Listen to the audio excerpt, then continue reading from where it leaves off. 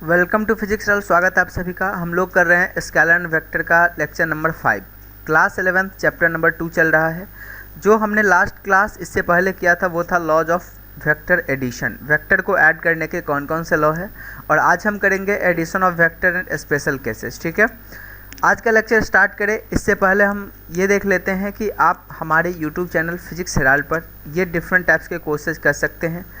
इसके लिए आपको करना होगा चैनल को सब्सक्राइब, जहां पर आपको नोटिफिकेशन बार बार मिलती रहेगी। आइए हम लोग स्टार्ट करते हैं आज के लेक्चर यहाँ से, वेक्टर एडिशन से। ठीक है, देखिए लास्ट क्लास हमने जो स्टडी किया था उसमें था कि वेक्टर को ऐड करने का लॉ कौन सा है, कौन कौन सा तरीका है जिससे हम वेक्टर को ऐड कर सकते हैं। देखिए हमारे पास दो तरह के फिजिकल क्वांटिटी होते हैं, एक होते हैं स्केलर और दूसरा होता है वेक्टर। स्केलर को ऐड करना चाहे सब्ट्रैक्ट करना, ये सिंपल जो अलजेब्रा है, साधारण जो बीजगणित है उसके नियम से फॉलो होता है। लेकिन वेक्टर को अगर ऐड करना है तो वेक्टर को ऐड करने के अलग नियम होते हैं। 3 नियम हमने जो लास्ट क्लास था आपका, यानी इससे पहले वाला लेक्चर नंबर 4, वहाँ पर हमने देखे थे कि लॉज ऑफ वेक्टर एडिशन के कौन कौन से लॉ है।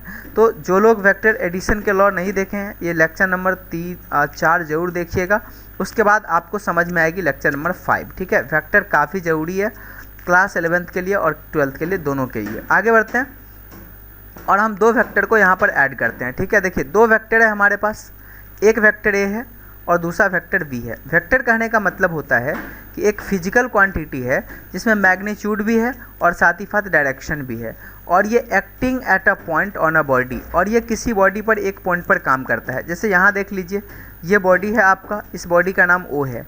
यहाँ पर एक वेक्टर ऐसे काम कर रहा है और इसी बॉडी पर दूसरा वेक्टर ऐसे काम कर रहा है। आप इसको समझ सकते हैं प्रैक्टिकली। यहाँ पर कोई ऑब्जेक्ट है, कोई पत्थर है, एक इंसान इधर से खींच रहा है, दूसरा इंसान इधर से, यहाँ पर इधर से खींच रहा है, तो ये पत्थर किधर जाएगा? नो डाउट आप कहेंगे कि देखिए सर पत्थर ये इधर की तरफ जाएगा। इसका मतलब हुआ कि इन दोनों का जो रिजल्टेंट है, इन दोनों का जो सम है, वो यहाँ से पास करता है, इधर से पास करता है। ठीक है, ये मतलब इधर जाएगा, डायरेक्शन इसका इधर होगा। तो हम एग्जैक्ट यहाँ पर निकाल रहे हैं कि आखिर इसके बीच का एंगल कितना होने जा रहा है और मैग्नीट्यूड कितना होगा, समझ गए। और थीटा क्या है? Angle between A and B है, और ए एंड बी यानी कि ये ए है आपका, बी है, और ये आपका ए है, तो दोनों के बीच का एंगल क्या है? थीटा है। यहाँ पर आप देख लीजिए। ठीक है, तो दो वेक्टर है आपके पास, एक वेक्टर ए है, दूसरा वेक्टर बी है, दोनों के बीच का एंगल थीटा है। तो अगर दोनों को ऐड करते हैं, a प्लस बी हम करते हैं, तो रिजल्टेंट का जो रिजल्टेंट आएगा, ठीक है, उसका मैग्नीट्यूड कितना होना चाहिए और फिर डायरेक्शन क्या होगा। क्योंकि देखिए दो वेक्टर को जब हम ऐड करते हैं तो दो वेक्टर को ऐड करने के बाद जो रिजल्ट आएगा उसमें मैग्नीट्यूड भी होना चाहिए और डायरेक्शन भी होना चाहिए। मैग्नीट्यूड कहने का मतलब होता है वैल्यू, ठीक है, कितना। जैसे कि मान लेते हैं ये वेक्टर ए है आपका 10 न्यूटन, ये इस डायरेक्शन में है, बी है आपका 20 न्यूटन। तो दोनों को ऐड करेंगे तो मैग्नीट्यूड कितना आएगा? तो कई लोग कहेंगे सर 10 + 20 30 न्यूटन, लेकिन ये गलत है।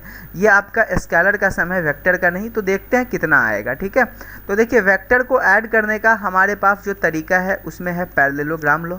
ठीक है, हम लोग पढ़े थे, कल पढ़े थे कि पैरेललोग्राम लॉ क्या होता है। तो आप देखेंगे कि देखिए ये वेक्टर आपका ए है, इसका नाम ओ ए हम दे दिए, ओ से ए तक। तो इसका मैग्नीट्यूड किसके बराबर? इसकी लंबाई के बराबर, यानी ओ ए के बराबर क्या है? ए का मैग्नीट्यूड है। ए वेक्टर का मैग्नीट्यूड ओ ए के बराबर। हमने जब लेक्चर नंबर 2 किया था तो लेक्चर नंबर 2 में हमने ये देखा था कि जो अगर किसी वेक्टर को आप लाइन सेगमेंट से डिनोट करते हैं, एक लाइन से रिप्रेजेंट करते हैं, तो लाइन की जो लंबाई होती है वो उस वेक्टर के मैग्नीट्यूड को रिप्रेजेंट करता है। तो इस प्रकार से ए का मैग्नीट्यूड क्या हो जाएगा? ओ ए। उसी प्रकार से बी का मैग्नीट्यूड क्या हो जाएगा? ओ बी के बराबर हो जाएगा। ठीक है, अब देखिए जब ये ओ ए है तो इसके ठीक ये वाला पैरेलल है इस वेक्टर, ये वाला। तो अगर ये ए वेक्टर है तो ये भी क्या हो जाएगा? ए वेक्टर हो जाएगा। और ये अगर बी वेक्टर है तो ये वाला आप देख लीजिए, ये वाला जो वेक्टर दिख रहा है आपको, ये भी क्या हो जाएगा? बी वेक्टर हो जाएगा। अब यहाँ पर देखेंगे कि ये चारों जो रेड लाइन है ये मिलकर पैरेललोग्राम बना रहा है।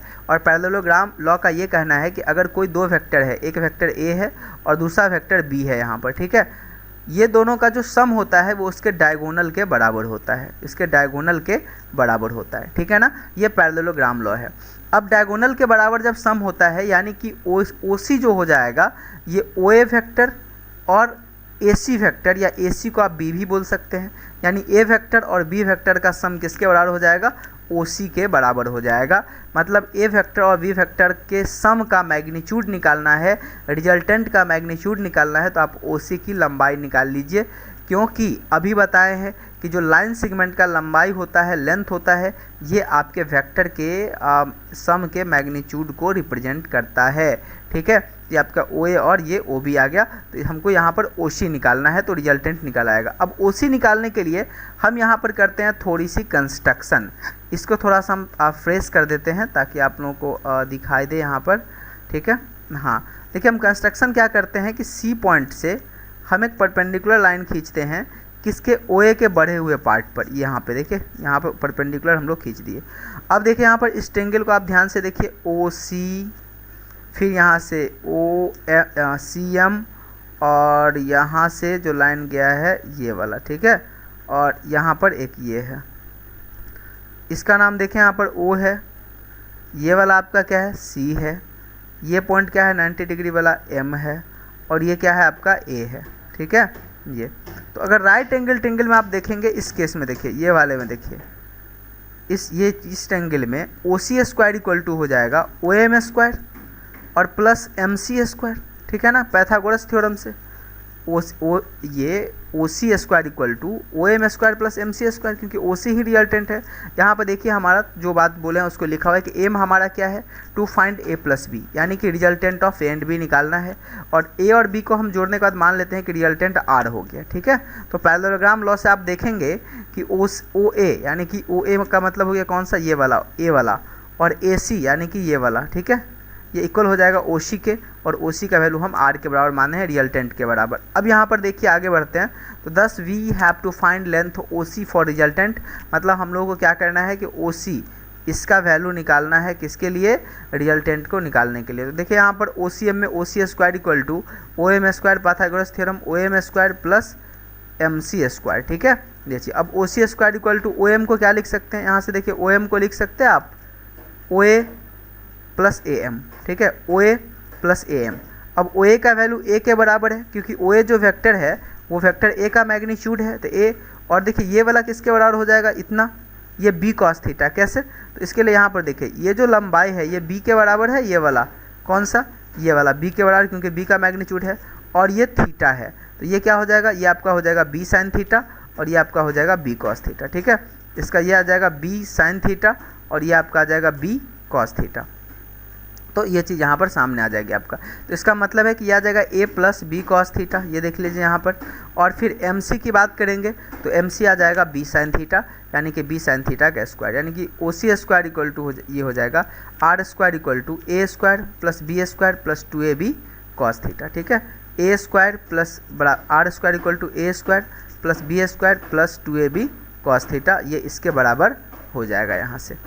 अब इसको सोल्व करेंगे आप लोग, बी स्क्वायर का स्क्वायर थीटा और B square sine square theta का वैल्यू कितना आ जाएगा, cos square theta plus sine square theta equal to 1, यानी कि R equal to root under A square plus B square plus 2AB cos theta, यानी कि हम लोग जो रिजल्टेंट का मैग्नीट्यूड ढूंढ रहे थे यह आ जाएगा root under A square plus B square plus 2AB cos theta, जहाँ पर A स्क्वायर क्या है, A का मैग्नीट्यूड है, ये B क्या है, B का मैग्नीट्यूड है, फिर कॉस थीटा क्या है, दोनों के बीच का एंगल है। तो इस फॉर्मूला का आप याद रखेंगे दो वेक्टर को ऐड करने के लिए, काफ़ी इंपॉर्टेंट है। आगे बढ़ते हैं, और अगर R जो है वो makes an angle alpha with A, अब यहाँ पर थोड़ा सा फिगर में आप देख लीजिए कि ये वाला एंगल, ठीक है, इसको अगर हम थोड़ा सा फ्रेश कर दे, ये इरेज, तो यहाँ पे क्या है कि जो रिजल्टेंट है ये रिजल्टेंट है, ठीक है ना, ये वाला आपका क्या है, रिजल्टेंट है। ये अगर A के साथ, ये वेक्टर आपका A है, A के साथ अल्फ़ा एंगल बनाता है तो टेन अल्फ़ा इक्वल टू कितना आ जाएगा, ये आ जाएगा आपका MC tan alpha equal to perpendicular by base, ये वाला, ठीक है, परपेंडिकुलर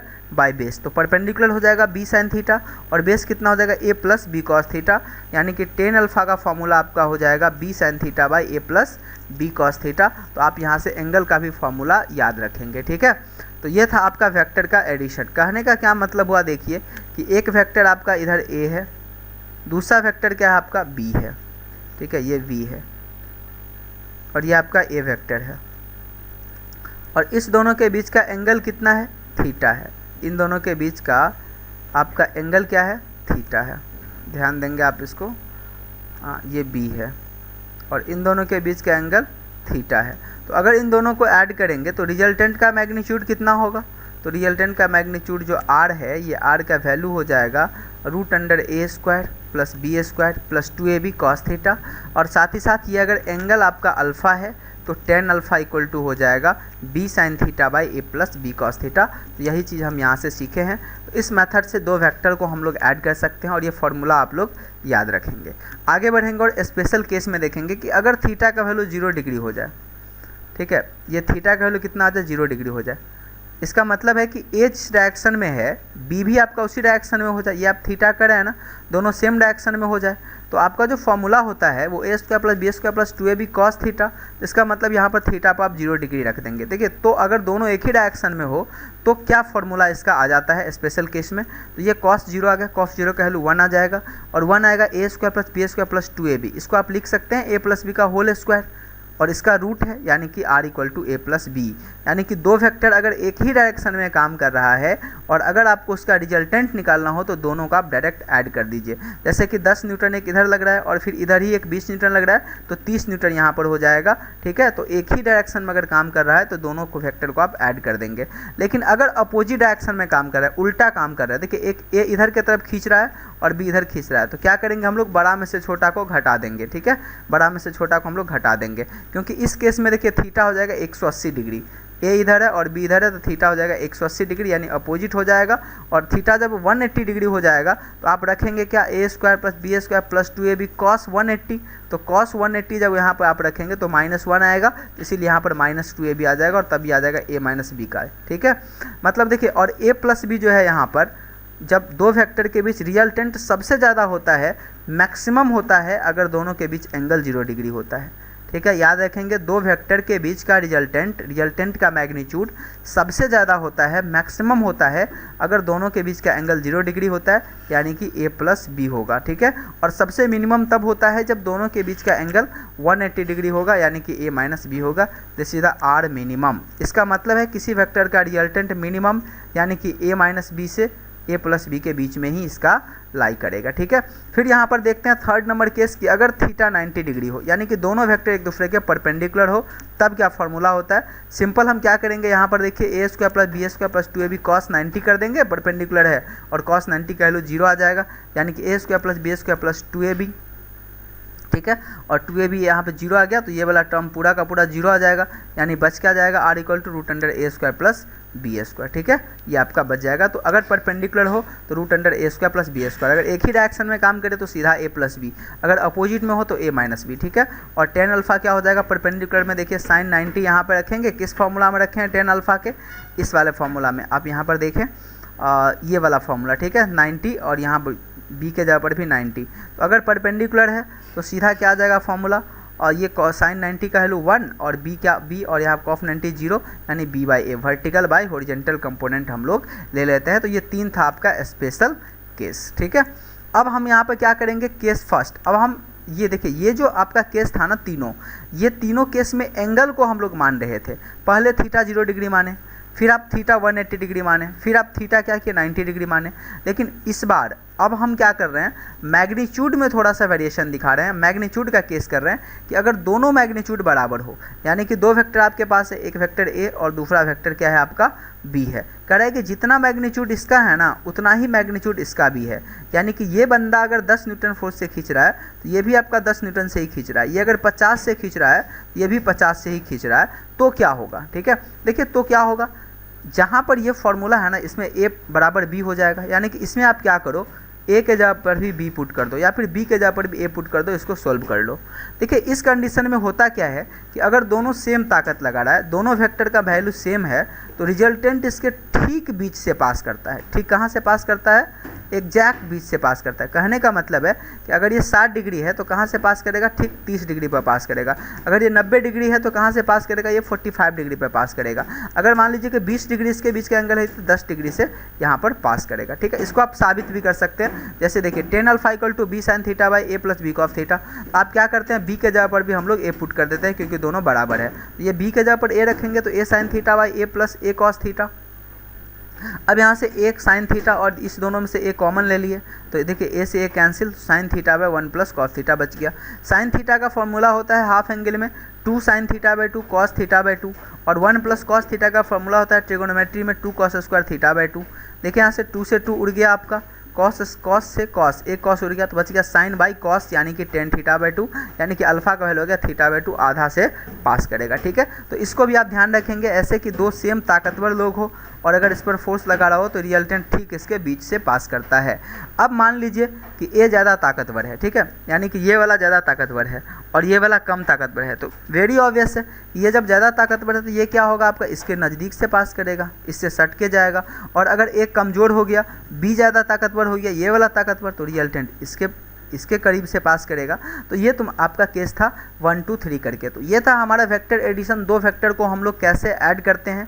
होप आप लोगों को समझ में आया होगा। अगर किसी भी तरह की कोई भी प्रॉब्लम होती है तो आप कमेंट करके मुझे बता सकते हैं, ठीक है। हम आपके प्रॉब्लम को पूरी तरीक़ा से सॉल्व करने की कोशिश करेंगे। और हाँ, लेक्चर अगर पसंद आता है तो शेयर ज़रूर कर दिया कीजिए ताकि नॉलेज लोगों तक भी पहुँच सके। आज के लिए इतना ही। अच्छे तरीक़ा से आप लोग पढ़ाई कीजिए और बने रहिए हमारे साथ। आपके सजेशंस हमारे लिए काफ़ी महत्वपूर्ण है। Thank you.